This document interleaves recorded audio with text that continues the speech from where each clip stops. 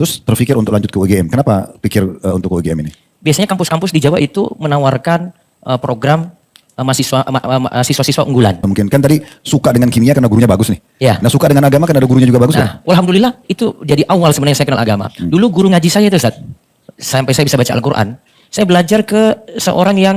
Apa yang antum lakukan sehingga antum mau konsisten dan istiqomah di dalam dakwah ini Ustaz? Di antara menulis, mengurus ma'had, mengurus TPA tadi. Banyak minta tolong pada Allah Subhanahu Wa Taala. Karena kalau kita bergantung pada diri sendiri, itu tidak akan pernah semuanya itu mudah.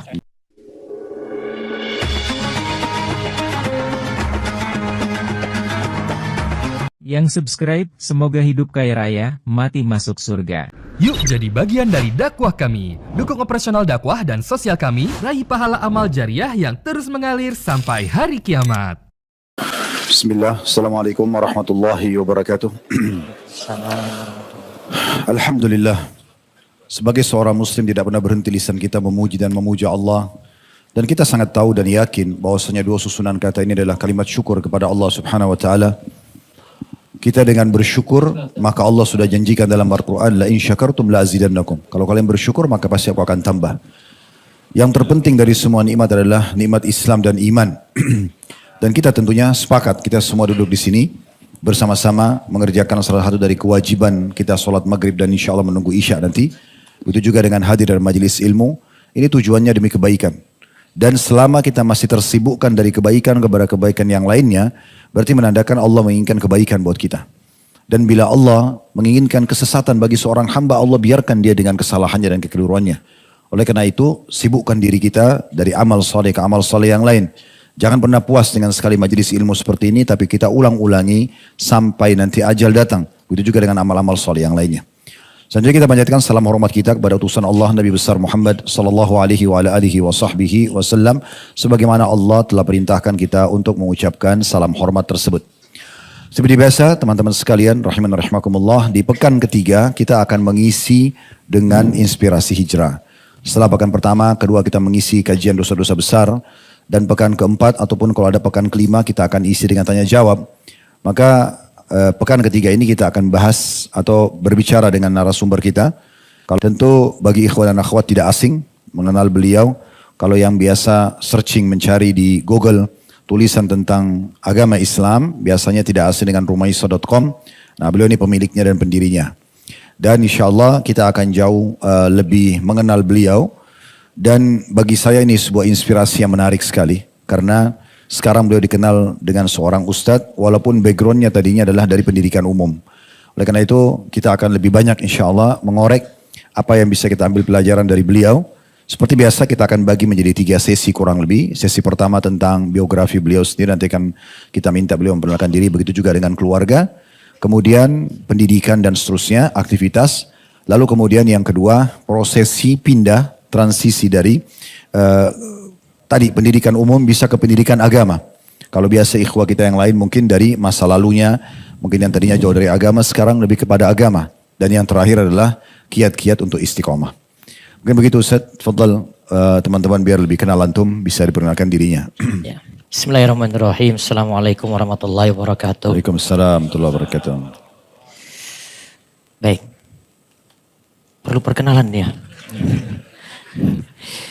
Nama lengkap Muhammad Abdul Twasikal. Ini kelahiran generasi milenial. Tahun 84. Lahir di Ambon. Kemudian sejak tahun 86 orang tua berpindah di Jayapura, Papua. Lantas dari tahun 86 sampai 2002 sekolah di sana.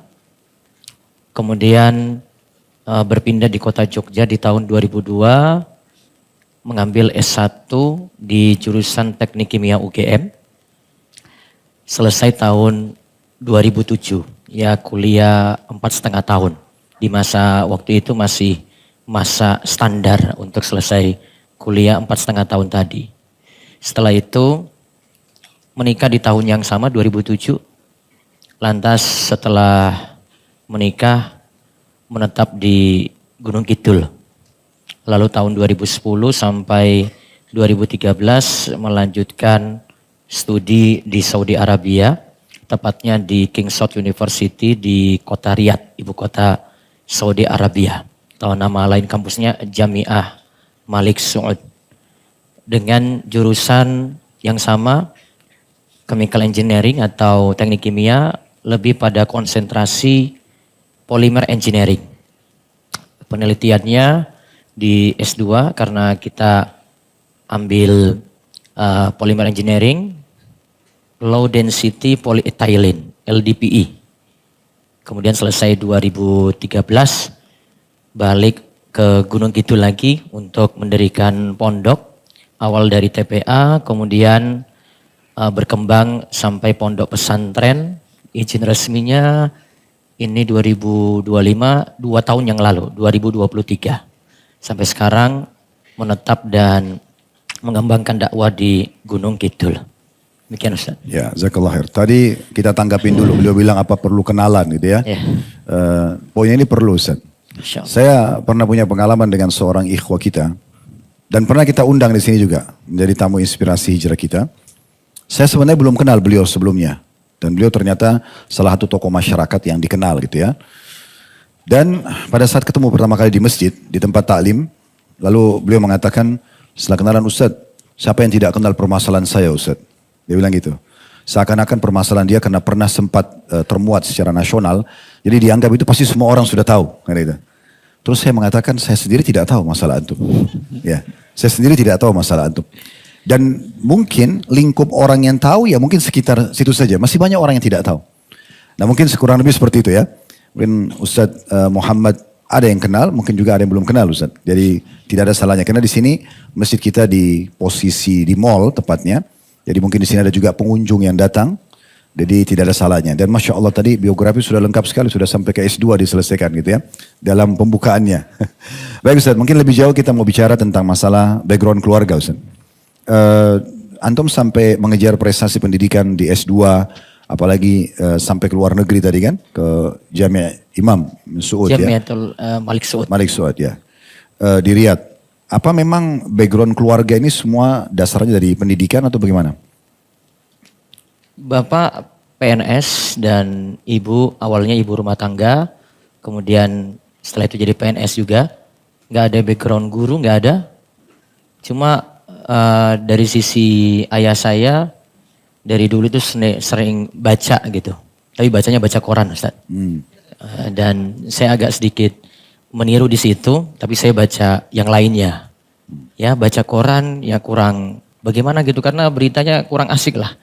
Karena politik macam-macam ya, orang tua dulu kan senangnya kayak gitu.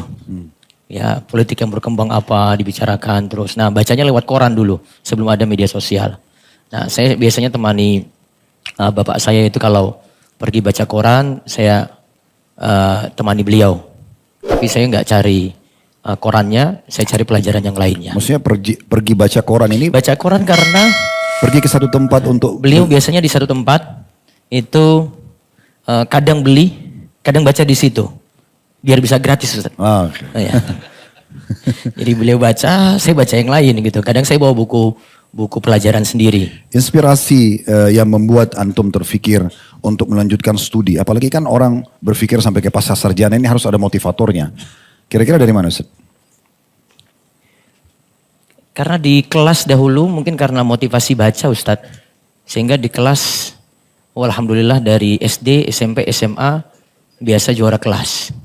Sehingga dari situ sering baca buku lah. Dan itu pengaruhnya sampai di bangku kuliah juga. Di bangku kuliah pengaruhnya juga sering mau baca buku. Nah ketertarikannya nanti di bangku kuliah itu sebenarnya. Berarti intinya karena hobi membaca saja. Hobi membaca. Akhirnya membuat jadi juara kelas. Ya. Dan dengan itu akhirnya terfikir untuk melanjutkan studi lebih jauh. Studi lebih jauh. Kalau di keluarga sendiri Ustaz, berapa orang bersaudara? Saya hanya berdua saja dengan adik saya. Kami hanya berdua Ustaz. Laki-laki juga adiknya? Perempuan. Sama juga ke pendidikan atau? Malah enggak. Dia lebih, ya agak berbeda lah dengan saya. Tapi alhamdulillah kalau saya ada pengajian, dia ikut, ibu juga ikut. Kalau ibu sama bapak dari mana asalnya? Kan sampai tadi lahir di Ambon, terus kemudian pindah ke Jayapura. Dari marga saya di belakang nama itu sudah menunjukkan saya dari suku tertentu. Kalau orang biasanya orang timur itu tahu dari marga Tuasikal sudah bisa menebak daerahnya dari mana. Apalagi kalau Tuasikal ini sekitar 20 tahun itu menguasai Maluku Tengah jadi bupati. Sehingga orang-orang pada tahu saya masih dari keluarga situ. Sehingga kalau saya pulang kampung, marga ini yang jadi sangat dianggap sekali. Nah dari situ orang sudah tahu bapak saya pasti Tuasikal. Bapak saya namanya Usman Tuasikal. Ibu juga dari kampung yang sama. Berarti dari Ambon? Dari Ambon juga asli. Jadi saya memang keturunan asli dari Ambon. Terus pindah ke Jayapura karena Pindah ke Jayapura PNS karena Bapak dapat NPNS di tahun 86 dulu masih Departemen Tenaga Kerja. Walaupun berubah jadi Dinas Tenaga Kerja gitu. Sementara tinggal di Jayapura Ustaz, sampai menyelesaikan tadi SMA ya. Iya, Ustaz. Terus terpikir untuk lanjut ke UGM. Kenapa pikir untuk ke UGM ini? Biasanya kampus-kampus di Jawa itu menawarkan program siswa-siswa unggulan. Mereka punya program kalau dulu itu namanya PBUD, Pemilihan Bibit Unggul Daerah. Diajukanlah, pertama kali datang itu UGM. UGM ajukan ke sekolah kami, terus setelah itu UI. Tapi saya karena mikirnya UGM duluan, sudahlah saya milih UGM saja. Terus pilih jurusan apa? Ya karena saya senang kimia dulu. Di antara faktor senang kimia karena gurunya bagus. Kalau gurunya nggak bagus pasti saya nggak pilih kimia.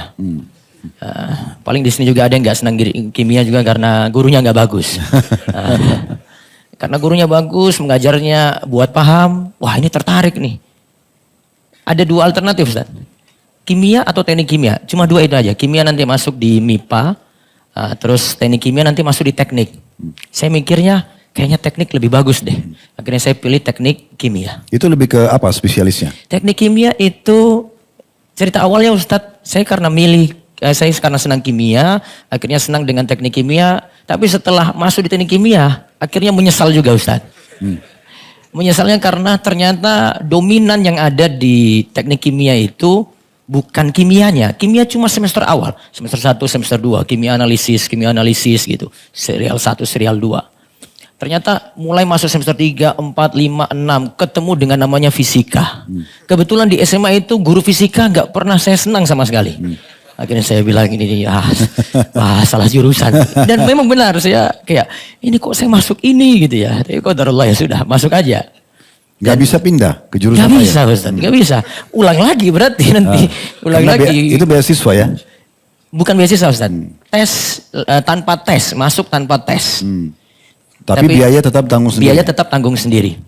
Biaya tanggung sendiri cuma masuknya tanpa tes. Waktu itu memang yang dapat peluang di UGM itu? Sebenarnya kalau mau nunda UI juga bisa gitu loh. Kebetulan ada teman juga seangkatan, dia ambil UI, ambil kedokteran, diterima di kedokteran. Tapi ya sudahlah memang takdirnya UGM yang duluan, akhirnya saya pilih UGM.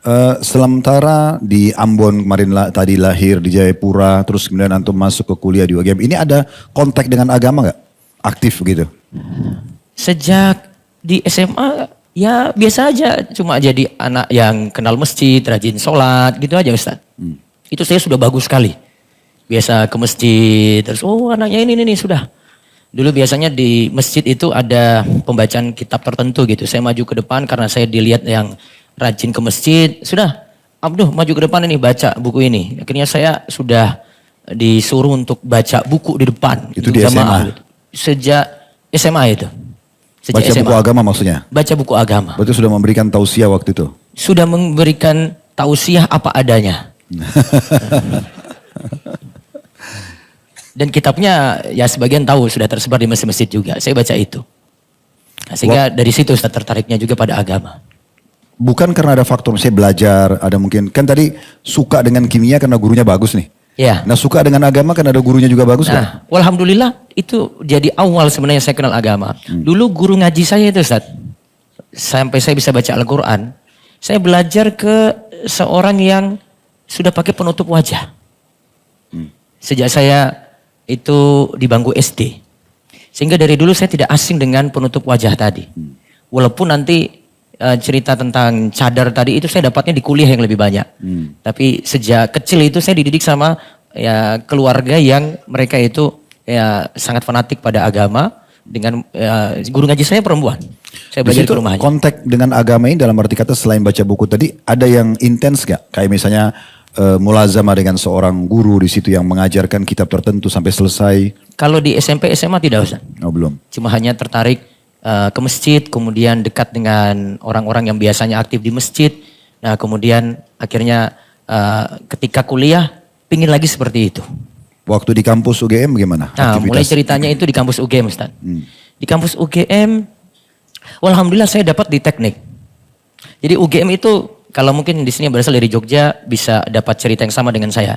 UGM terbagi menjadi 2 bagian dipisah oleh Jalan Kaliurang. Jalan Kaliurang ini membagi kampus timur dan kampus barat. Alhamdulillah saya berada di kampus barat. Kampus barat itu MIPA, kedokteran, teknik.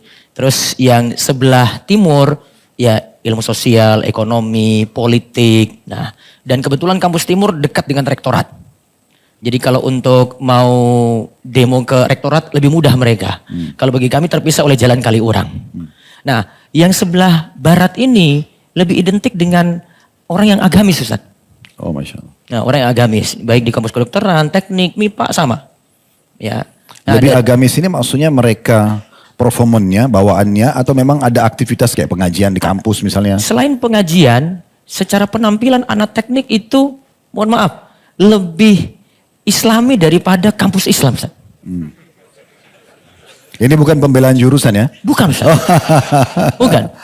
Sejak dulu itu saya lihat kakak angkatan saya, Masya Allah mereka sudah jenggotan. Tapi dari sisi studi mereka nggak ketinggalan. Penampilannya agamis. Faktornya apa? Akan ada aktivitas dakwah di Karena kampus? masalah lingkungan, Ustaz. Lah ya, maksudnya ada aktivitas kampus. Aktivitas di masjid-masjid mereka. Mereka kan kebanyakan ngekos gitu di sekitar masjid itu ada pengajian-pengajian rutin. Nah itu maksud saya. Jadi memang pengajian. Saya waktu di Makassar dulu, saya lihat ada kayak kampus Unhas, ada Iya. UNER beberapa kampus di Makassar itu. Mahasiswa jurusan-jurusan umum ini, kedokteran, teknik, sipil dan segala macam. Ini memang buat taklim. Sehingga ustadz-ustadz dipanggil dan aktif lah. Nah itu yang membuat akhirnya mereka lebih dekat dengan agama. Ya. Seperti itu kurang lebih di UGM-nya. Awalnya saya belum kenal itu Ustaz. Awalnya dari lihat ini dulu kakak angkatan. Wah ini Masya Allah. Oh, dari nih mereka. performannya? Dari penampilannya. Oh pakaiannya seperti ini. Terus sudah dia jenggotan. Terus kebetulan kakak angkatan ketika itu ngajak saya. Kamu kos di mana? Saya kos di Janti sana. Janti kalau orang Jogja jauh-jauh dari UGM. Itu butuh waktu perjalanan setengah jam lah naik bis. Nah terus dia bilang sudah kamu pindah aja di daerah Pogung. Nanti di Pogung kamu bisa ngaji. Oh ya baik saya pindah aja. Sebelum kontrakan setahun selesai baru 10 bulan saya langsung pindah. Karena ajakan dari kakak angkatan. Berarti kita bisa bilang orang ini awal pemicu antum nih. Alhamdulillah Ustaz. Ya, Masya Allah itu berarti pahalanya luar biasa nanti. Dan beliau yang memang yang saya sangat syukuri sekali. Sampai beliau juga jadi sebab saya ke Saudi. Oh Masya Allah. Karena di Saudi itu tidak pakai tes tapi rekomendasi tazkiyah kan. Nah beliau diantara faktornya juga. Tunggu kita simpulkan dulu 3 poin di sini. Jadi yang pertama teman-teman sekalian yang membuat beliau juara kelas, akhirnya juga hobi membaca dan sekarang banyak tulisan yang luar biasa. Mungkin kalau kita buka rumesa.com tidak asing ya. Hampir semua permasalahan agama kita ketik pasti bisa kita temukan. Dan saya sarankan rekomendasi teman-teman ikutin itu. Itu karena bermula dari hobi membaca dan ini memang yang masih kurang di negara kita. Masih jarang kita mau membaca gitu. Saya berapa kali pergi ke negara-negara yang kebetulan berdakwah di sana, di luar negeri, itu hampir semua di kereta, di bus, orang pada baca buku gitu ya, atau di bandara. Nah ini masih jarang sebenarnya. Dan itu suatu poin yang sangat baik. Berarti kita bisa membuka pintu buat diri kita sering membaca, dan karena ayah beliau hobi membaca, akhirnya anak-anak termotivasi. Berarti ini juga warisan yang sangat baik. Itu yang pertama. Yang kedua, pentingnya seorang pengajar punya keterampilan dan menguasai bidangnya. Dan ini memang diperintahkan oleh Nabi SAW kan. Inna Allah yuhibbu min abdin idha amila amalan an yutqinahu. Allah sangat suka seorang hamba kalau mengerjakan satu perbuatan dia menguasainya. Jadi karena tadi Ustadz Muhammad menyukai kimia, akhirnya sampai melanjutkan di sana karena gurunya mengajar dengan baik. Berarti setiap pengajar itu memang harus punya cara, ya, bukan hanya sekedar terjun bebas, tapi dia mempelajari retorika, dia memiliki kapabilitas ilmu yang cukup, gitu kan? Pengalaman juga yang banyak, semua ini perlu sehingga bisa menyampaikan. Saya juga mengalami hal yang sama, Ustaz. Jadi di kampus Madinah dulu waktu kami kuliah itu, kalau ada dosen yang punya retorika yang menarik gitu ya, ada dosen dulu mengajar adian namanya, tentang agama-agama di muka bumi ini. Itu kalau beliau masuk, sudah ditunggu oleh mahasiswa, sampai keluar kita nggak rasa waktu. Karena retorika yang digunakan baik, dia masuk dengan mahasiswanya secara kejiwaan, mendatangkan kisah-kisah, nah semua itu sangat menarik. Yang ketiga mungkin tadi yang disimpulkan, kalau saya simpulkan karena saya pun belum tahu dari mana bibit awal sehingga antum terpicu untuk mau lebih dekat belajar agama kan. Ternyata ada satu orang kakak kelas tadi ya. Iya. Nah ini penting teman-teman sekalian, antum bisa mengajak teman-teman yang antum kenal di kampus atau antum kenal di tempat kerja, tarik mereka untuk bisa mengenal ta'lim. Tadi sampai pada tingkat diminta untuk pindah kos-kosan atau kontrakan supaya bisa ikut kajian gitu kan. Yang tidak mungkin saya berpikir sementara orang ini mungkin tidak berpikir kalau antum sampai seperti ini sekarang Ustaz. Punya banyak tulisan, punya banyak pesantren atau ada pesantren maksud saya. Nah, ini satu hal yang menarik ya. Jadi di poin ketiga ini jangan buang sia-sia atau jangan buang-buang waktu teman-teman untuk mengajak orang lain. Kita tidak pernah tahu hidayah itu kapan datangnya. Baik Ustaz, selanjutnya setelah itu akhirnya antum pindah kos-kosan, kontrakan. Iya, dan alhamdulillah ustadz-ustadz yang ada di Jogja itu memang seperti tadi Ustadz Khalid sampaikan, seperti di Makassar mereka ngajar di majelis-majelis. Nah kebetulan itu waktu 2002, 2003 ini masih masa pencarian. Karena saya yang penting datang ke masjid, wah ini ada kajian apa ini? Ah ikut, kajian apa lagi ikut pokoknya. Nah sampai kakak angkatan saya ini lihat itu, ini Abdu ini pergi ngaji mana-mana aja. Kayaknya dia kalau disuruh masuk kos-kosan itu mau gitu. Akhirnya dia masukin saya ke kos-kosan dulu namanya Misfalah Tholabul Ilmi. Disingkat MTI. Saya diajak, sudah kamu di sini aja nanti ada program yang diselenggarakan oleh mereka namakan ini Mahat Al-Ilmi. Mahat Al-Ilmi ini programnya di tahun pertama harus bisa bahasa Arab dari Nahwu Shorof. Kemudian habis itu nanti dilatih untuk bisa baca kitab, kemudian telusuri kitab ulama. Nah, kita diminta di kos-kosan ini biar punya lingkungan dan nanti bisa fokus dalam belajar, di samping nanti juga tetap belajar ke kampus. Kos-kosan ini di antum tanggung sendiri biayanya atau memang sudah disiapin sebagai fasilitas? Kita tetap bayar seperti anak kos-kosan yang lain. Tapi karena kami di situ biayanya terjangkau, nah, terus kita harus mengikuti aturan kos-kosan. Kalau jam sholat ya harus keluar dari situ pergi ke masjid, jamnya kajian harus pergi ngaji. Ini dari peraturan pemilik kos-kosannya? Enggak, dari penyelenggara program. Berarti penyelenggara program ini memblok kos-kosan itu. Ada berapa banyak kos-kosannya? Kos-kosannya itu ada sekitar 20 kamar. Semua diblok? Semuanya diblok. Gak boleh yang lain ada yang masuk. Berarti disewain lagi kepada ikhwah kepada kita yang sudah mau aktif di yang mau ikut aturan di situ. Mahat ilminya sendiri di kos-kosan itu atau di luar? Di luar, di masjid Ustaz. Di masjid. Dekat kos-kosan itu? Dekat kos-kosan itu. Cuma di lingkungan ya utara Fakultas Teknik UGM aja di daerah Berarti Bogor. Mahat Ilmi ini formal atau hanya nama dipakai? Kan namanya Mahat itu biasanya mungkin ada formalitas atau? Informal. Informal. Di bawah Yayasan Pendidikan Islam Al Azhar saat ini. Nah dari situlah mulai banyak belajar. Apa aktivitas Ustaz? Ini kan mengatur jadwal antara kuliah teknik tadi, kimia dengan mulai ikut di Mahat Ilmi ini. Bagaimana mengatur waktunya? Mengatur waktunya pokoknya kita kan rata-rata kampus belajar sampai sekitar jam 3 sore. Setelah itu kan waktu kosong Ustaz. Kalau mungkin anak-anak umum itu ya ngertinya Malioboro, ngertinya jalan-jalan. Kalau kami karena ikut program tadi sore harus belajar. Jadi datang lagi ke masjid yang ada program Mahat Ilmi tadi. Ya, ikuti pelajaran-pelajaran yang ada dari dasar tadi bahasa Arab sampai mempelajari kitab-kitab para ulama, kitab akidah, fikih, usul fikih, mustalah hadis, ya, qawaid fikih dan berarti kitab-kitab seperti orang lainnya. Kuliah juga. Seperti orang kuliah juga di situ. Dia berbayar. Waktu itu berbayar semaunya. Artinya semaunya semampunya nih. Kadang disuruh bayar kita nggak bayar-bayar Ustaz. Itu makanya saya bilang semaunya. Kalau semampunya kan kita bayar gitu, tapi saya kayaknya beberapa kali ditagih nggak bayar-bayar juga gitu. Semaunya aja. Berarti antum masih punya utang itu Ustaz? Nggak dianggap utang juga Ustaz. Oh, gitu. Semau kita gitu. Tapi ini menarik ya, berarti bermula dari poin tambahan, tadi sudah kita sebutkan 3. Yang keempat ini berarti orang yang mengajak Ustadz Muhammad tadi melihat potensi yang ada. Ini kan next levelnya nih ya. Kalau level tadi kan hanya sekedar melihat, ayo mengajak yuk ada kajian misalnya kan ikut pindah kos-kosan. Sekarang kan sudah dilihat lebih aktif di pengajian. Ternyata dia melihat potensi itu lalu dia mengajak ke program yang selanjutnya. Nah ini juga menarik ya. Sehingga bisa kalau orang yang sudah lebih intens misalnya dia sudah rutin datang ke kajian yang sama dengan kita, lalu dia memang punya semangat ekstra, maka kita bisa ajak ke kajian-kajian yang lain atau mungkin program-program yang menarik tadi. Mungkin juga program Mahat Ilmi ini sangat menarik Ustaz ya. Artinya pemicu atau pencetus ide ini sangat bagus karena dia menggunakan kurikulum kuliah berarti. Tadi kan antum sebut sampai belajar usul fikih, belajar mustalah hadis. Ini kan betul-betul materi kuliah gitu ya. Iya, Ustaz. Yang penting dasarnya bahasa Arabnya harus kuat karena kita ketika itu dites. Dari sisi baca kitab harus lancar gitu. Kalau problem sedikit tidak berarti mungkin 1 tahun diizinkan. pertama belajar bahasa Arab? Harus belajar bahasa Arab. Itu aja fokus 1 tahun? Waktu itu fokusnya kebanyakan di semester pendek Ustaz. Jadi di kampus, seperti kampus UGM itu kan punya program semester pendek. Kami bagi yang tidak pulang kampung, sangat senang sekali dengan program seperti itu. Karena 1 bulan kami libur di kampus, kami gak bisa pulang, ya sudahlah ikut bahasa Arab aja. Jadi itu kesempatan yang kami ambil. Pulang kampung ini maksudnya ke orang tua di Jayapura? Alhamdulillah 4 tahun selama kuliah di UGM, saya pulang hanya sekali saja Ustaz. Orang tua masih di Jayapura waktu itu? Orang tua masih di Jayapura. Kalau sekarang? Alhamdulillah sudah di Jogja. Oh sudah pindah. Soalnya kalau kita mau mikir pulang juga biaya tinggi, di samping itu waktu awal-awal dulu belum ada pesawat yang mudah dan murah, kita harus naik kapal 1 minggu Ustaz.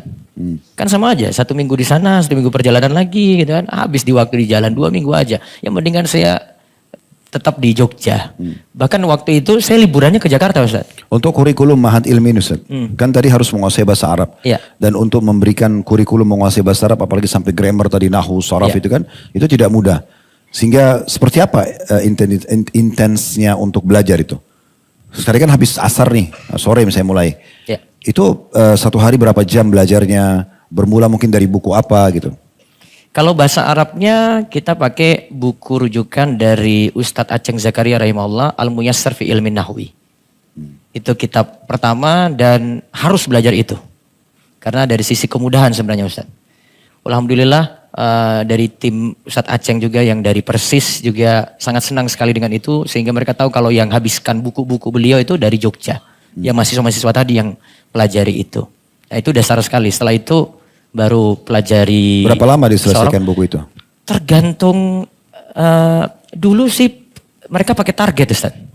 Jadi sudah ada silabus, 1 pertemuan dari halaman ini sampai halaman ini.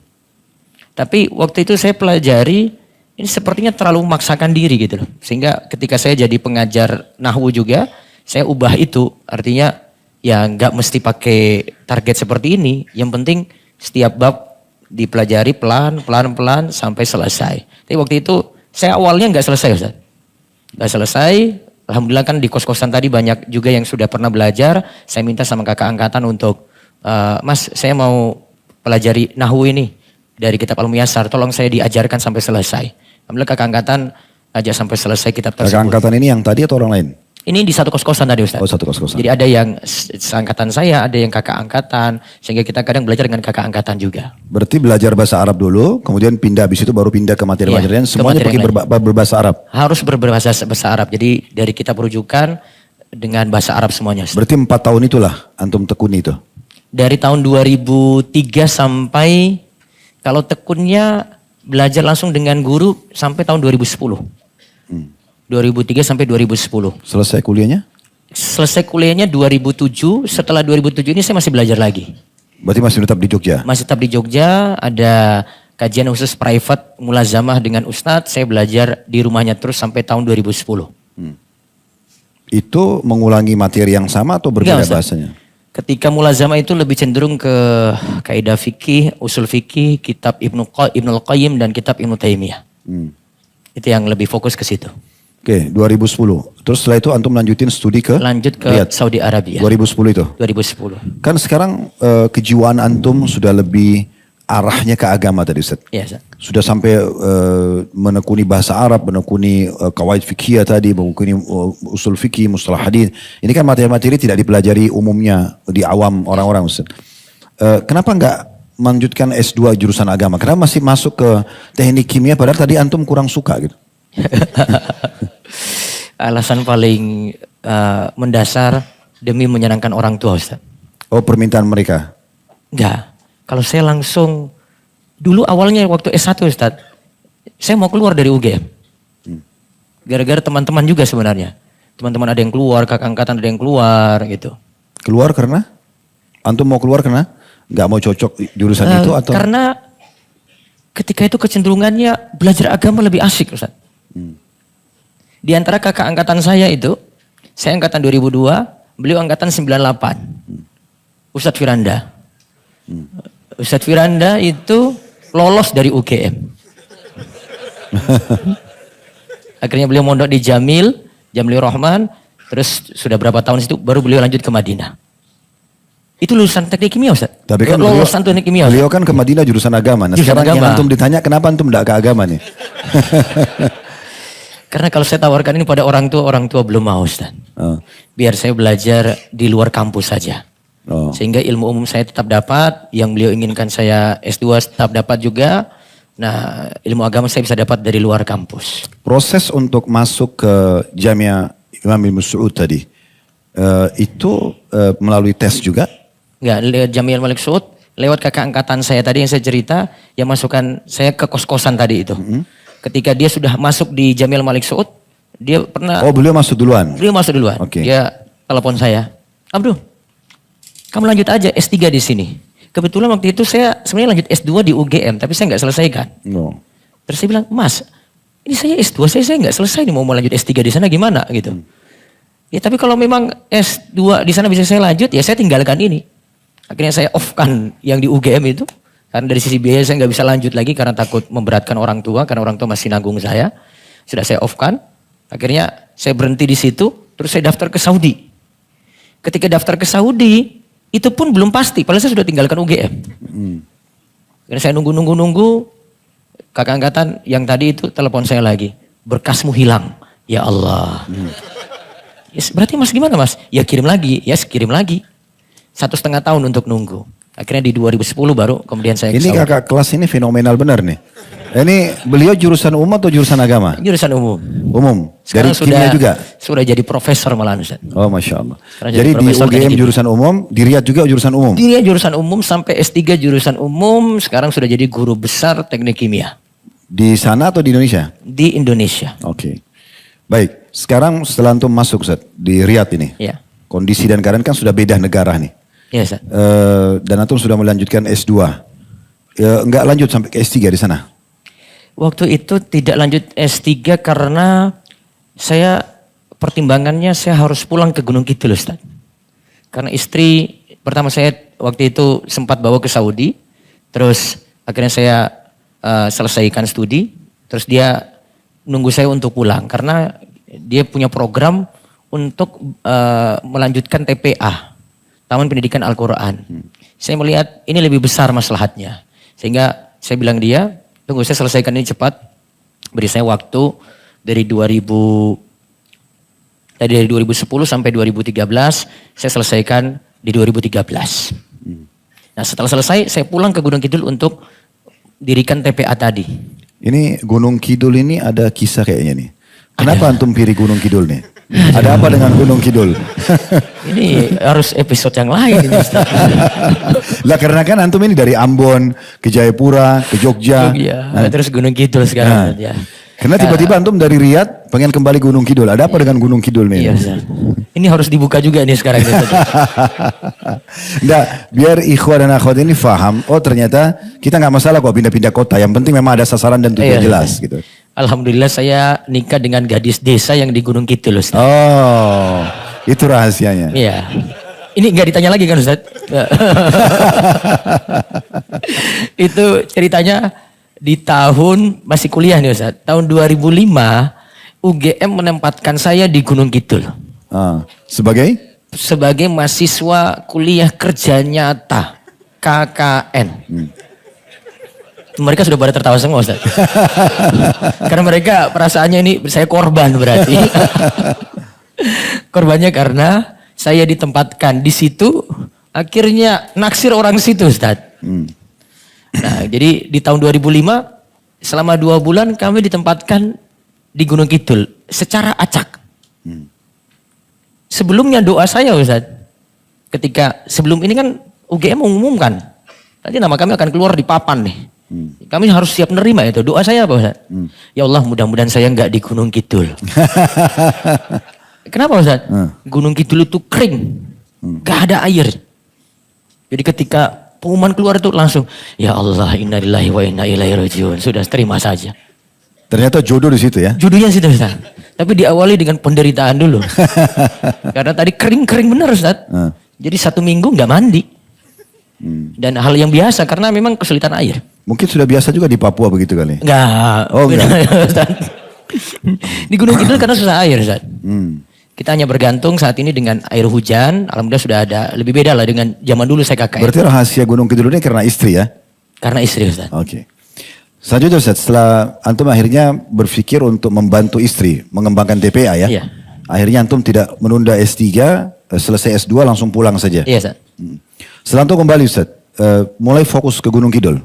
Fokus di Gunung Kidul. Orang tua bagaimana responnya? Orang tua ya sejak awal nikah tahun 2007 saya nikah. Jadi saya nikah 2 pekan setelah wisuda.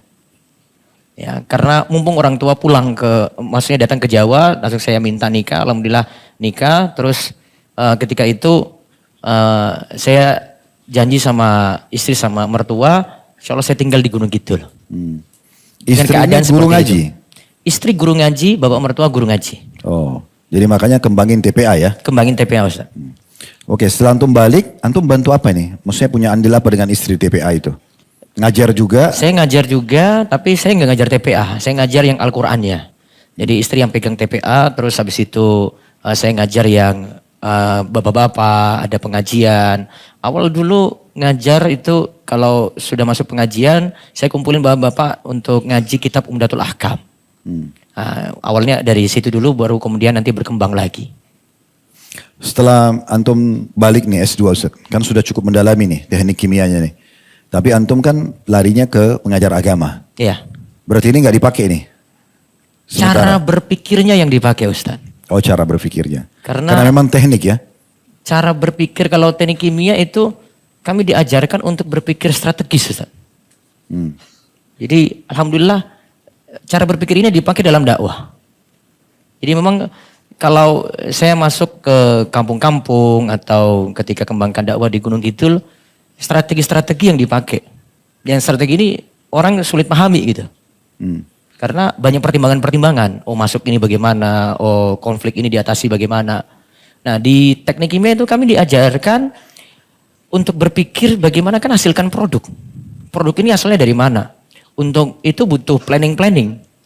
Enggak hanya langsung oh produknya jadi. Prosesnya gimana sampai nanti pemasarannya gimana akhirnya profit atau tidak. Nah di sini banyak dipelajari teknik kimia. Jadi cara berpikir ini yang sulit Ustaz. Oke, sebelum jauh Ustaz, kita mau bicara masalah antum akhirnya buka pesantren. Ya. Bagaimana antum menangani kekeringan air nih? Kan tadi antum berharap tidak ke Gunung Kidul kena kering kan? Sekarang antum sudah jatuh cinta sama Gunung Kidul deh. Iya Ustaz. Padahal walaupun kering. Iya Ustaz. Apa antum punya ide, antum produktif misalnya untuk melahirkan sebuah ide berhubungan dengan masalah kekeringan ini? Tidak ada ide sama sekali karena sampai saat ini ide tersebut secara hitungan matematis nggak bisa. Karena kita lakukan pengeboran, ya nggak ada gitu. Nah, terus saya kadang kalau diskusi dengan dosen-dosen juga belum bisa memecahkan beberapa masalah. Nah sehingga berlalu waktu aja. Bagaimana masyarakat melalui kehidupan ini Ustaz? Alhamdulillah dakwah berjalan. Masyarakat juga akhirnya mereka itu jadi sadar. Allah datangkan berkah dari langit. Bupati Gunung Kidul punya program-program di tahun-tahun sebelumnya itu untuk mengalirkan air dari laut itu. Air yang keluar sebenarnya dari sungai bawah tanah keluar ke laut, dipompa ke atas untuk disalurkan lagi ke warga. Jadi airnya masih air tawar. Dipompa lagi. Nah, kita hanya giatkan pengajian saja Ustaz. Artinya penanganan kekeringan sudah tertangani nih dengan pemerintah? Dari program pemerintah sudah untuk sebagian tempat. Belum keseluruhan. Mungkin ide seperti ini bisa dikembangkan, dibahas gitu Ustaz, sehingga memang penanganan kasus di Gunung Kidul ini selesai, merata gitu. Kebutuhan air bisa tertanggulangi. Kalau bilang selesai tidak bisa Ustaz. Karena faktor geografis, kemudian daerah-daerahnya itu memang daerah sulit itu di bagian selatan dibandingkan bagian tengah dan bagian utara. Sehingga ini faktor-faktor kebijakan saja Ustaz. Waktu antum menghadapi kasus kekeringan segala macam ini, tidak berpikir untuk mengajak istri pindah Tidak Ustaz, ke kota lain? nggak perlu. Apa sebabnya? Karena di Gunung Kidul lebih enak Ustaz. Berarti ini kekuatan istri meyakinkan antum. Ternyata Iya, Gunung Ustaz. Kidul mengalahkan Ambon, Jayapura dan Iya, Jogja gitu Masya ya. Allah Ustaz ya. Seperti itu Ustaz. Pengakuan yang bagus deh. Baik Ustaz, Mahat sekarang. Kenapa bisa muncul ide buka pesantren Ustaz? Awalnya dari TPA dulu. Oke. Pesantren baru 2 tahun yang lalu Ustaz. TPA dikarenakan kita ngajar Al-Quran Ustaz. Ngajar Al-Quran itu ya walhamdulillah semua kalangan terima Ustaz. Mau seafiliasi atau beda afiliasi pasti terima semuanya. Beda kalau kita masuk dengan bahasan yang lain. Karena mereka ada yang gak bisa baca Al-Quran, orang tuanya gak bisa ngajar. Ya kita tawarkan Al-Quran. Ya. Akhirnya yang punya kiai berbeda pun ya itu mau ngaji Ustaz. Nah jadi dari TPA dulu. TPA berkembang sampai saat ini kita punya gedung sendiri. Alhamdulillah ada 500 santri. Masya Allah. Ini pesantren tanah wakaf atau dibebasin sendiri? Dibebasin oleh mertua. Maka harus milih mertua juga yang kaya Ustaz. Oh gitu. Boleh didengar pada... Ya Mas Joko ya. Kalau selama ini saya motivasi mereka buat nikah Iya, iya. sama orang yang sepadan. Sekarang antum beda nih. Beda. Mengubah persepsinya. Cari yang punya tanah luas. Kalau nggak dapat gimana nanti? Makin berumur. Karena kebetulan nasib antum. Jadi kalau mertua kaya bersedia pindah kota gitu ya. Oke Ustaz, berarti beliau yang wakafin ya? Bebasin. Iya, Luas berapa? Sebenarnya nggak luas juga Ustaz. Tapi ada tanah kita butuh, ya, alhamdulillah disediain di situ. Butuh lagi, disediain lagi di situ. Sekarang kira-kira 500 santri ini berapa luas pesantren? Tanah terbatas sekali Ustaz. Oke, mudah-mudahan antum ke Gunung Kidul nanti bisa lihat sendiri Ustaz. Insya Allah. Ya. Ya beliau undang saya nanti datang. Akhir Juni ya? Akhir Juni insya Allah. Insya Allah. Baik, sekarang pesantren ini Ustaz formal. Pesantrennya sudah formal dibawa ke Menak, resmi. Kemudian TPA-nya juga formal juga, resmi juga dibawa ke Dia Menak. kelasnya SMP, SMA. Kalau yang pesantren sudah SMP. Nanti insya Allah kita tahun depan melobi untuk MA-nya. Madrasah aliyahnya di Kemenak juga. Targetnya apa Ustaz ke depan? Targetnya saya simpel aja Ustaz. Yang penting ada guru yang bisa ngajar Al-Quran di kampung-kampung. Gak perlu tinggi-tinggi, bisa ngajar Al-Quran saja. Ya, untuk meneruskan TPA di kampung-kampung. Nggak seperti ide tadi Mahat Ilmi itu kan menarik sekali Ustaz. Ya, Ustaz. Sampai bisa mencetak kader antum dan teman-teman di UGM itu menjadi seorang penuntut ilmu yang mungkin, yang menguasai ilmu-ilmu agama tadi itu kan menarik sekali. Ya, Ustaz. Apalagi ini khusus dia sekolah di Mahat itu dan mulai dari masih jernih pemikiran mereka masih SMP SMA itu sangat menarik sebenarnya. Ya, Ustaz. Maksud saya targetnya Ustaz, apakah ada target nanti sampai kepada universitas misalnya, target ke depannya jangka panjang? Insya Allah. Untuk target jangka panjang seperti itu. Dan kalau untuk mencetak seperti yang ada di Mahat Ilmi, kita sajikan dalam bentuk online. Ada akademi yang kita buat online. Dalam dakwah Ustaz sekarang, Ya. karena antum sibuk di Mahat nih, ngajar ya. Kalau dakwah di luar, antum kan sekarang juga bergerak di media. Yes, Ada media yang antum aktifkan. Terus di Google juga antum buat rumesa.com. Ini idenya beranjak dari mana awalnya? Karena senang nulis. Oh senang nulis. Iya, Ustaz. Awalnya dari buletin. Kita waktu mahasiswa itu bentuk yang tadi ya, yang Mahat Ilmi itu diharuskan untuk nulis. Dipaksa untuk nulis. Oh berarti salah satu program Mahat Ilmi selain menguasai bahasa Arab, Ya. baca kitab juga harus bisa menulis. Harus bisa menulis. Itu dites juga tulisannya. Maksudnya di store gitu, misalnya sudah ada ada editor dan kita cuma disajikan tema. Kemudian nanti dari editor ini kakangkatan itu nanti akan meriksa tulisan tadi. Nanti mereka akan lihat kelayakannya. Ada motivasi lain nggak buat teman-teman Ustaz? Maksudnya kenapa antum berpikir selain hobi nulis lah, kenapa antum banyak menulis? Ada motivasi apa? Setiap kajian sejak saya di bangku kuliah waktu belajar di Mahat Ilmi atau belajar dengan Ustadz itu harus ada faedah-faedah yang ditulis Ustaz. Kadang di kitab, di pinggir kitab kita tulis. Kemudian catatan-catatan ini kayaknya nanggung sekali kalau cuma di buku aja. Cuma di kitab aja. Ya ada laptop, ada yang bisa kita ketik, bisa kembangkan. Kita kembangkan di situ. Kemudian dibahasakan dengan bahasa kita sendiri walaupun itu awalnya dari kitab. Kalau sumber maisha Ustaz, maksudnya bagaimana antum memenuhi kebutuhan antum sama keluarga? Mahat ini berbayar atau? Gratis. Gratis, oke. Sumbernya dari mana Ustaz? Sumbernya Kalau untuk awal dulu dan termasuk juga untuk kami pribadi dari tulisan dengan menjual buku. Oh, dengan menjual buku. Dengan menjual buku. Kerjasama sama penerbit. Alhamdulillah bisa terbitkan sendiri, cuma belum ada percetakan sendiri. Sudah berapa Ustaz sekarang karya tulisnya? Ada 95 buku. 95 buku dengan Ya. berbagai banyak judul. Dengan berbagai judul. Semua itu agama. Semua agama. Satu buku ditulis berapa lama Ustaz? Kalau tidak disuruh-suruh ngisi, insya Allah bisa cepat Ustaz. Misal target, karena antum hobi nulis, anggaplah buku antum dari 90 lebih tadi itu, anggap buku yang paling kecil. Berapa lama antum butuh waktu? Sebenarnya tulisannya sudah ada Ustaz. Tulisannya sudah ada di web. Di web itu ada sekitar lebih dari 5.000 artikel. Saya tinggal ngambil aja dari web. Oh, itu yang dicomot-comot, disusun jadi buku. Comot-comot tinggal disusun. Disusun jadi buku. Artinya berarti bermula susunan buku itu dari artikel-artikel. Dari artikel di web. Sehingga semua 90 lebih ini dari artikel. Iya. Umumnya Kecuali begitu ya? beberapa buku. Berarti nulis secara substansial dulu ya, subjudul tertentu, kemudian nanti disatukan, diterbitkan dalam bentuk Iya. buku. Kecuali ada buku terjemahan. Saya pernah terjemahkan kitab Ta'lim al-Muta'alim Thariqut Ta'alum, berarti saya nulis ulang. Terus saya sajikan syarahnya. Ada Aqidah At-Tahawiyah, versi syarah juga tapi ringkas. Itu saya terjemahin juga. Sekarang untuk menyambah wacana Ustaz, biar teman-teman tahu. Antum masih belajar lagi? Masih. Oke, metode belajarnya seperti apa? Pakai AI. Oh, memang milenial ya? Jadi sekarang kalau nulis, termasuk kemarin yang buku saya kasih ke Ustadz Khalid, tulisan itu sebagian saya terjemahkan dengan AI. Tinggal promnya aja yang dikuatkan. Nggak, yang saya maksudkan Ustaz, ada nggak antum kontak dengan seorang ulama, beberapa ulama di Timur Tengah yang antum lanjut?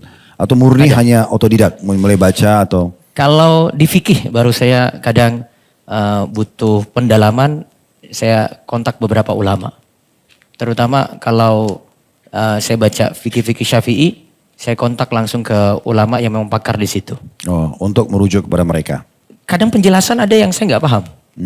Atau ada problem ini kontemporer atau memang saya butuh dakik sekali dari penjelasan beliau. Atau Dakik itu jeli ya? Ya. Kadang juga ada misalnya penjelasan di beberapa kitab seperti kalau misalnya saya baca Fathul Mu'in gitu. Saya kadang bingung ini dari sisi syarah saya belum paham-paham gitu. Kadang saya buka YouTube, kalau masih bingung juga akhirnya saya kontak dengan ada ulama dari Yaman. Kendala apa yang antum hadapi selama ini pada saat mau belajar Ustaz atau menulis? Kendala waktu. Waktu aja Ustaz. Seperti apa maksudnya kendala? Biar teman-teman tahu. Waktu habis banyak di perjalanan. Jadi saya kebanyakan memanfaatkan waktu untuk nulis di perjalanan saja. Padahal kadang di perjalanan juga Jogja ke Gunung Kidul itu 1,5 jam. Kalau di perjalanan tuh bisa nulis, berarti kan kalau bukan di perjalanan bisa lebih mudah Ustaz. Kalau bukan perjalanan ngisi Ustaz. Kadang di rumah saya tinggalkan tulisan. Karena dengan istri, dengan anak-anak gitu. Kalau untuk menulis Ustaz, apa kendalanya? Bagaimana bisa supaya antum fokus menyelesaikan sebuah tulisan? Yang penting bisa fokus, diam, gak ada yang ganggu. Ya, kalau ada yang ganggu pasti gak selesai. Yang ganggu ini seperti apa? Ya anak minta jalan-jalan, kadang minta belanja. Kicauan burung? Hah? Kicauan burung? Enggak ngaruh. Enggak. Enggak ngaruh. Jadi cuman anak? Cuma istri anak kalau butuh aja gitu. Berarti selebihnya masih aman? Masih aman. Oke Ustaz, mungkin sebagai penutup, jazakallah khair. Teman-teman perlu tahu Ustaz, apa yang antum lakukan sehingga antum mau konsisten dan istiqomah di dalam dakwah ini Ustaz? Di antaranya menulis, mengurus ma'had, mengurus TPA tadi. Banyak minta tolong pada Allah Subhanahu wa taala, karena kalau kita bergantung pada diri sendiri itu tidak akan pernah semuanya itu mudah. Maka kita harus banyak tawakal, serahkan semua pada Allah, karena tanpa prinsip tawakal yang kuat segala urusan akan makin sulit. Maksudnya di sini adalah antum berdoa dulu, Banyak berdoa pada Allah. terus selebihnya antum ikhtiar lalu bertawakal kepada Iya, Allah. Ustaz. Baik, itu mungkin penyampaian dari beliau, ikhwah dan akhwat sekalian. Baik teman-teman sekalian, kita mengucapkan jazakallah khair Ustaz Muhammad Ustaz Abdullah, dan semoga saja Allah Subhanahu wa taala jadikan ini sebagai tambahan pahala buat antum dan motivasi buat teman-teman sekalian. Ada benar dari Allah, silakan diambil dan diamalkan. Kalau salah dari kami berdua, kami beristighfar dan bertobat kepada Allah Subhanahu wa taala dan mohon maaf kepada jemaah. Subhanakallahumma bihamdika asyhadu an la ilaha illa anta astaghfiruka wa atubu ilaik. Wassalamualaikum warahmatullahi wabarakatuh.